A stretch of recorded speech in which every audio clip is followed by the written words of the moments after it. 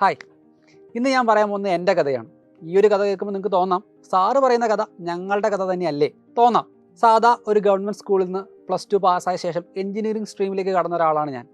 +1 +2 പഠിക്കുന്ന സമയത്ത് JEE NEET exam ഉണ്ട് എന്നല്ലാതെ ശരിക്കും അതെന്താണെന്നോ അതിനെപ്പറ്റി ഡീറ്റെയിൽ ആയിട്ടൊരു ധാരണയും എനിക്കില്ലായിരുന്നു. ഒരു ഗവൺമെൻറ് സ്കൂളായിട്ട് കൂടെ അവിടുത്തെ ടീച്ചേഴ്സ് കുറച്ച് MCQ ക്വസ്റ്റ്സ് ഒക്കെ ഞങ്ങളെ പ്രാക്ടീസ് ചെയ്യിക്കായിരുന്നു അന്തകാലം. പക്ഷേ എന്താണ് എക്സാം എന്നൊരു ബേസിക് ഐഡിയ ഉണ്ടായിരുന്നു. പക്ഷെ ഒരിക്കലും കോമ്പറ്റേറ്റീവ് എക്സാമിന് പ്രോപ്പറായിട്ട് പെർഫോം ചെയ്യാൻ പാകത്തിന് ഒരു പ്രിപ്പറേഷൻ ഞാൻ നടത്തിയിട്ടില്ലായിരുന്നു. അതുകൊണ്ട് തന്നെ JEE എക്സാമും നീറ്റ് എക്സാമും ഞാൻ രണ്ടും കൊടുത്തു. പക്ഷേ രണ്ടിനകത്തും ശരിക്കും പറഞ്ഞാൽ നമുക്ക് ഉദ്ദേശിച്ച റാങ്കോ മാർക്കോ കിട്ടിയിട്ടില്ല. അപ്പോൾ ഞാൻ ഡിസൈഡ് ചെയ്തു ഞാനൊരു വർഷം റിപ്പീറ്റ് ചെയ്യാൻ പോവാം. ആ ഒരു ഡിസിഷൻ എടുക്കുന്ന സമയത്ത് കുറേ കാര്യങ്ങൾ വേറെ വന്നിരുന്നു. ഒന്നാമത്തെ കാര്യം, കുറേ ആൾക്കാർ റിലേറ്റീവ്സും ഫ്രണ്ട്സും ഫാമിലിയായിട്ട് പല ആൾക്കാരും നമ്മളോട് ചോദിക്കുന്ന കാര്യം, ഈ സമയത്ത് ട്രെൻഡിങ് ആയിട്ടുള്ള പല കോഴ്സുകളുണ്ട്, നിനക്ക് അങ്ങനെ ഏതെങ്കിലും ഒരു കോഴ്സ് എടുത്താൽ പോരെ, എന്തിനാണ് ഒരു വർഷം റിപ്പീറ്റ് ചെയ്ത് JEEക്കോ അല്ലെങ്കിൽ നീറ്റിനോ വേണ്ടി പ്രിപ്പയർ ചെയ്യേണ്ട ആവശ്യം എന്താ? അന്ന് JEE എക്സാമൊക്കെ JEE എന്നുള്ള എക്സാം സ്റ്റാർട്ട് ചെയ്യുന്ന ടൈം, അതിന് മുൻപ് വരെ AIEEE എന്നുള്ളൊരു എക്സാം ആയിട്ടായിരുന്നു നമ്മുടെ ഈ എക്സാം പോയിക്കൊണ്ടിരുന്നത്. അപ്പോൾ ആൾക്കാരൊക്കെ ചോദിച്ചു, നിങ്ങൾക്ക് ഈ സമയത്ത് ട്രെൻഡിങ് ആയിട്ടുള്ള, ഇപ്പോൾ നിങ്ങൾക്കറിയാം ഇപ്പോഴത്തെ ട്രെൻഡ് മെഷീൻ ലേണിങ്ങും AI ഒക്കെയാണ്. അന്ന് വേറെ പല കോഴ്സുകൾ വരുന്ന ട്രെൻഡ്, അങ്ങനെ ഏതെങ്കിലും ഒരു കോഴ്സ് എടുത്ത് പെട്ടെന്ന് ലൈഫ് സെറ്റിലാക്കിക്കൂടെ? അതുപോലെ തന്നെ വേറെ ചില ആൾക്കാർ പറയുന്നത്, ഈ ഒരു വർഷമൊക്കെ റിപ്പീറ്റ് ചെയ്ത് കഴിഞ്ഞാൽ ഈ JEE നീറ്റ് എക്സാമൊക്കെ ക്രാക്ക് ചെയ്യാൻ പറ്റുമോ? നമ്മുടെ +1 +2 പ്രിപ്പറേഷൻ പോലെ അല്ല കോമ്പറ്റേറ്റീവ് എക്സാം, നിനക്കത് പറ്റുമോ? ഇങ്ങനെ വേറെ ചില കൺസേൺസ് ഉണ്ടായിരുന്നു. ഈ കാര്യങ്ങളെല്ലാം കൺസിഡർ ചെയ്തുകൊണ്ട് തന്നെ ഞാനൊരു വർഷം റിപ്പീറ്റിംഗ് എന്നുള്ളൊരു ഓപ്ഷൻ ഞാൻ തിരഞ്ഞെടുക്കുകയായിരുന്നു. അപ്പോൾ ഞാൻ ഈ ഒരു വർഷത്തെ റിപ്പീറ്റിംഗ് ജേർണി എന്നുള്ള ഈ ഒരു പ്ലാൻ തിരഞ്ഞെടുക്കുന്ന ഒരു വിഷനോട് കൂടിയായിരുന്നു. അപ്പോൾ ഞാൻ ഏതെങ്കിലും ഒരു ട്രെൻഡിങ് കോഴ്സ് പെട്ടെന്ന് തിരഞ്ഞെടുത്ത് പെട്ടെന്ന് ലൈഫ് സെറ്റിലാക്കുന്ന ഒരു സ്റ്റേജിലേക്കാണ് ഞാൻ പ്ലാൻ ചെയ്യുന്നതെന്നിരിക്കട്ടെ. ആ സമയത്ത് 3 വർഷം കൊണ്ട് ഞാൻ ഏതെങ്കിലും ഒരു കോഴ്സ് കംപ്ലീറ്റ് ആക്കി ഞാൻ സ്റ്റാർട്ട് ചെയ്യുന്ന ലെവൽ ചിലപ്പോൾ ഇവിടെ ആയിരിക്കും. അതിനുശേഷം ലൈഫ് ഒന്ന് സെറ്റാക്കിയെടുക്കാൻ, അതായത് കരിയറും ഫ്യൂച്ചറും സെറ്റാക്കിയെടുക്കാൻ ഞാൻ മേ ബി ഒരു 10 വർഷത്തെ സ്ട്രഗിൾ ഞാൻ എടുക്കേണ്ടി വരും. അതേസമയം ഞാൻ റിപ്പീറ്റിംഗ് എന്നുള്ളൊരു ഓപ്ഷൻ തിരഞ്ഞെടുത്തുകൊണ്ടുള്ള അഡ്വാൻറ്റേജ് എന്താണെന്ന് ഞാൻ പറഞ്ഞുതരാം. ഞാനൊരു വർഷം റിപ്പീറ്റ് ചെയ്തു. ഞാൻ ഉദ്ദേശിച്ചതിനേക്കാൾ മാർക്ക് എനിക്ക് ശരിക്കും പറഞ്ഞാൽ കുറവായിരുന്നു, ശരിക്കും പറഞ്ഞാൽ എൻ്റെ റിസൾട്ട് വന്ന സമയത്ത്. ബട്ട് NIT കാലിക്കറ്റിൽ ഒരു അടിപൊളി സീറ്റ് കിട്ടാൻ അത് സഫീഷ്യൻ്റ് ആയിട്ടുള്ള സ്കോറും പെർസെൻറ്റേജും ആയിരുന്നു. അപ്പോൾ എനിക്ക് എന്ത് കിട്ടി?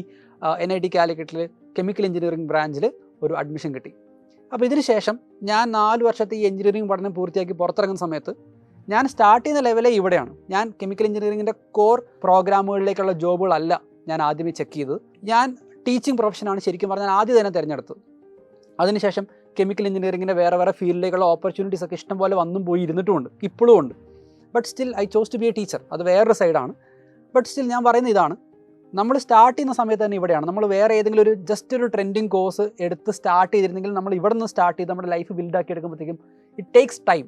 അതേസമയം നമ്മൾ സ്റ്റാർട്ട് ചെയ്യുന്ന ലെവലേ ഇവിടെയാണ് എങ്കിൽ നമ്മളുടെ കരിയർ ഗ്രോത്തും ഫ്യൂച്ചർ ഗ്രോത്തും ഒരു പരിധിവരെ നമുക്ക് സേഫ് ഗാർഡ് ചെയ്യാൻ പറ്റും.